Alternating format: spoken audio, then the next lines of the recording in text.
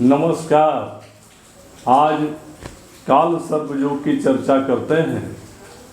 एक नया काल सर्प योग, नया मत कहिए, बस अनेक किस्मों में से एक। यदि आपके जन्म कुंडली में 5वें घर में पंचम भाव में राहु बैठा है और 11वें घर में एकादश भाव में केतु बैठा है और इनके मध्य में सारे ग्रह बैठे हैं, ऊपर चाहे नीचे एक ही तरफ, तो इससे पद्म काल सर्प योग बनता है। पद्म काल सर्प योग। पंचम भाव 3 चीज़ों के लिए आपको सूचित करता है। पहला विद्या, पंचम भाव विद्या का स्वामी है। दूसरा संतान और तीसरा उपासना, इष्ट देव, किसकी उपासना करेंगे आप। तो यदि वहाँ राहु बैठ गया पंचम भाव में, एना केना प्रकार है ना, राहु आपको विद्या में बड़ी सफलता दिलाएगा।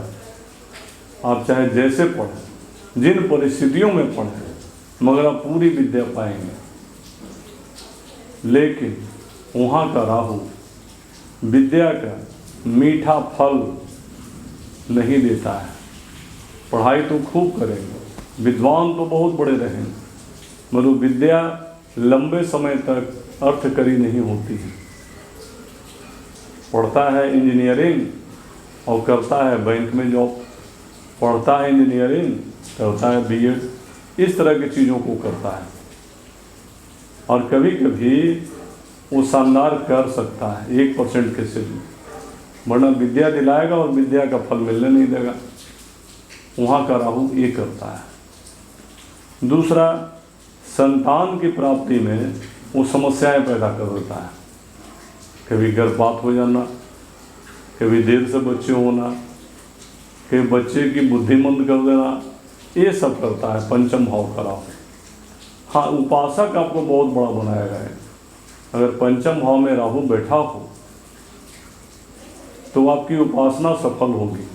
आज जिस देवता की भी पूजा करेंगे, अधिकतर लोग तंत्र मंत्र की तरफ जाते हैं। जहाँ राहु बैठा रहता है पंचम भाव में, जिसकी कुंडली में, ऐसे लोग शिव के अघोर रूप की उपासनाएं ज़्यादा करते हैं, जक्षिणी की उपासना करते हैं, अप्सरा की उपासना करते हैं। इस तरह की उपासनाओं में वो मन लगाते हैं या खोजबीन करते हैं, छानबीन करते हैं कि ये सब चीज़ें होती हैं क्या।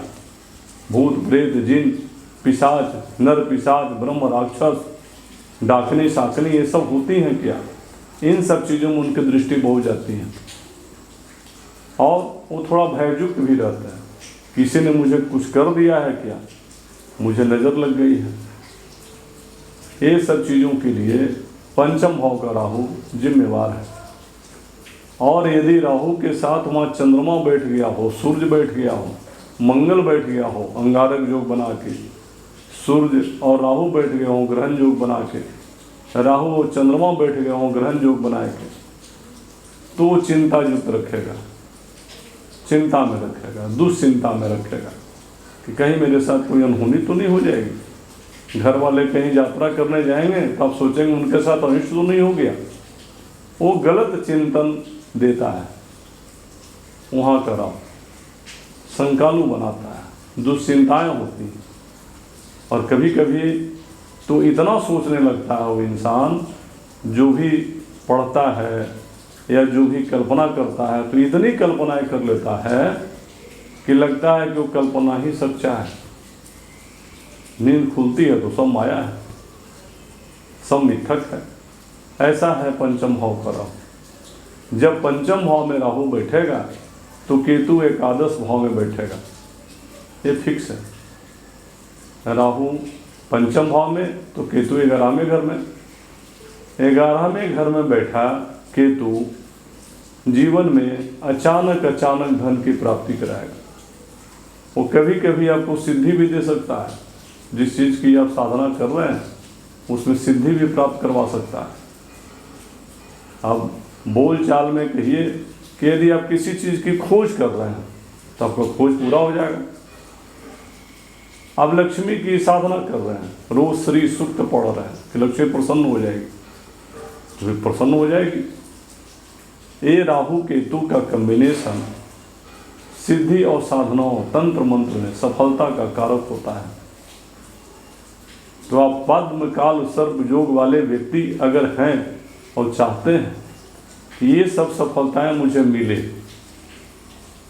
इस तरह की सारी सफलताएं जो पद्म काल सर्प योग की खासियत है, विशेषता है, वो सब का लाभ मुझे मिले, तो आप एक उपाय करें। उपाय बड़ा सरल है। नारियल, कच्चा नारियल जो होता है वो खाना बंद कर दीजिए। वो खाना बंद करेंगे तो ये पद्म काल सर्प योग शांत होगा।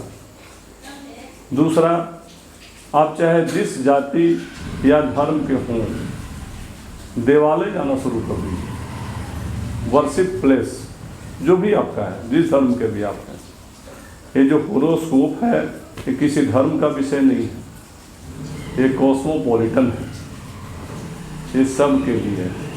इस संसार में जो भी चीज़ें हैं वो होरोस्कोपिक हैं, तो सब के लिए। तो देवालय जाना शुरू कर दें, राहु प्रसन्न होना शुरू करेगा, वो आपके दिमाग में दुश्चिंताएं घुसने नहीं देगा, आप बड़े पॉजिटिव एनर्जी के इंसान बन जाएंगे। मैं देवालय जाने की बात क्यों कर रहा हूँ, किसी भी धर्म के व्यक्ति के लिए कॉमन उपाय क्यों बता रहा हूँ।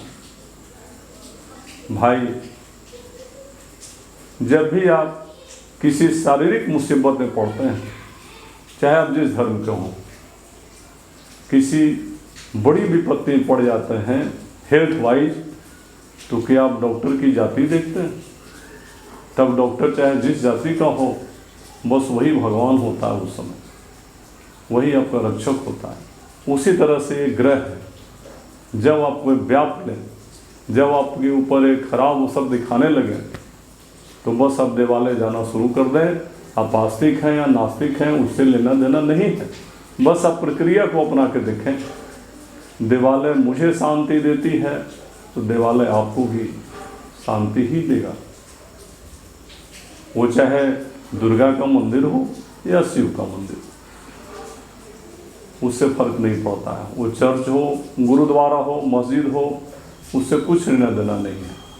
बस यदि आप ग्रसित हैं, आपकी विद्या काम नहीं आ रही है, या किसी चीज़ की साधना का प्रयास कर रहे हैं, सफलता पाने की कोशिश कर रहे हैं, तो पर डे किसी भी समय अपना समय तय कर लें, 24 घंटा के अंदर कब जाना है। जब देवालय खुला हो तो देवालय जाएं, थोड़ा शांत भाव से 5 मिनट रुकें, घर आए, आप कुछ दिन कंटिन्यू करें तो देखेंगे कि आपका मन शांत हो रहा है, कार्यों में सफलता मिल रही है, ये राहु देवता बन गया है, सब सुंदर हो रहा है।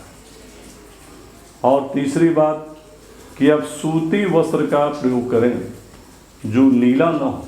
देखिए, मैं जिस कलर का कपड़ा पहने हूँ, इस रंग का वस्त्र नहीं पहनना है राहु में, पद्म काल सर्प योग में, नहीं तो ये योग और भयावह हो जाता है।